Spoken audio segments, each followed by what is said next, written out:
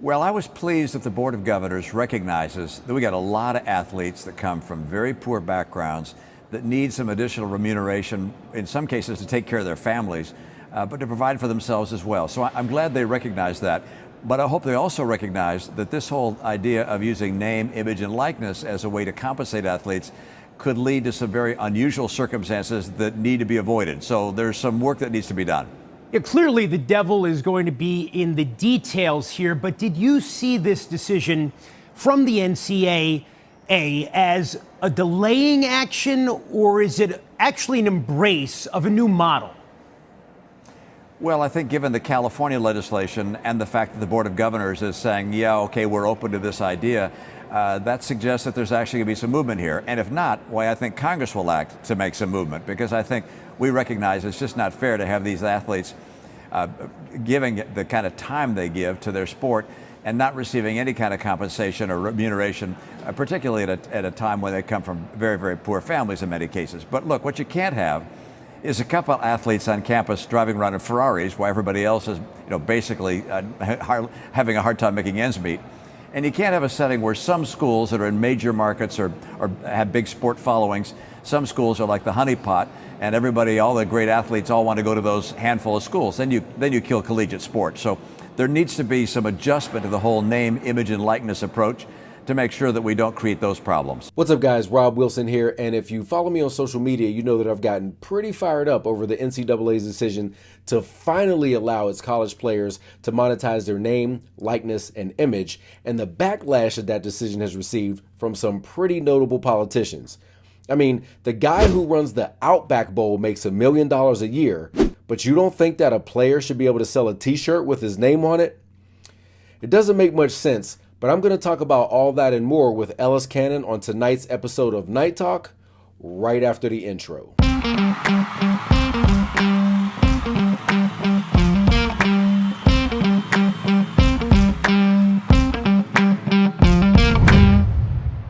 Rob, I want to get to something very quickly. I got about 3.5 minutes. You know, of course, about the NCAA surprising the world yesterday, saying they plan to allow some college athletes to get paid for use of their names and images. That I thought was a claim 25 years ago, but, it takes time with the NCAA. They don't know the details of it are at this point. Walk us through it, what you make of it, and what the criticism is. Well, Ellis, I got to tell you, man, this is something that really gets me riled up. I'm really disgusted with the NCAA. I mean, you say it's 25 years too late. It's probably, even more than that, Ellis. So now they finally come to the table after the governor of California instituted a law that's saying that the college athletes were going to be able to monetize their name, their image, and their likeness. And the NCAA really had to follow suit because this was just going to be a domino effect and more states were going to enact these laws. But you know what? There's still pushback from people who have absolutely no idea what they're talking about. Senator Richard Burr wants to now tax the non-taxable part of these athletes' scholarship if they want to monetize their name and likeness. And Mitt Romney has come out and said that, hey, you can't have these athletes running around in Ferraris on campus. Well, Ellis, Clemson coach Dabo Swinney makes $9.3 million a year. Nick Saban makes $8.8. Jim Harbaugh makes $7.7. I guarantee you they're riding around in some pretty nice rides while those players have their jerseys hanging up in the student bookstore and they're not getting any compensation for it. So honestly, I hope that this brings the entire NCAA to its knees because the exploitation that they've done of these college athletes over a lot of years is despicable, in my opinion. Well, I like the references to the coaches, but let's be honest, man, there's a lot of kids riding around campus in mommy-daddy mobiles right now that are like that, I mean, it's not like it's like nobody's driving around. I mean, it's just not the strongest argument. And I think in particular, I mean, the one that gets me the most, the names, the images, look, I could follow in line on that.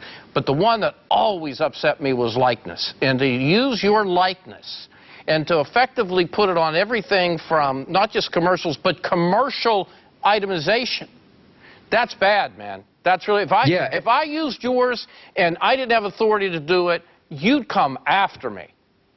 Well, it's terrible. And then you have these players turning on a video game and seeing themselves in the video game having never been paid for that. And it's really just ridiculous. And then the other pushback that a lot of people give is, well, then we don't want to create a situation in college sports where you have some schools that have all the money and so that they can give these players money, and so you create an imbalance in college sports. Let me read you the last 10 winners of the college football championship. Clemson, Alabama, Ohio State, Florida State, Alabama, Auburn, Alabama. I think that situation already exists, Ellis. What do you think? Yeah, I'm right with you. Rob, always a pleasure, friend. Be well. God bless. I'll talk to you the next few days. Thanks for having me. You got it.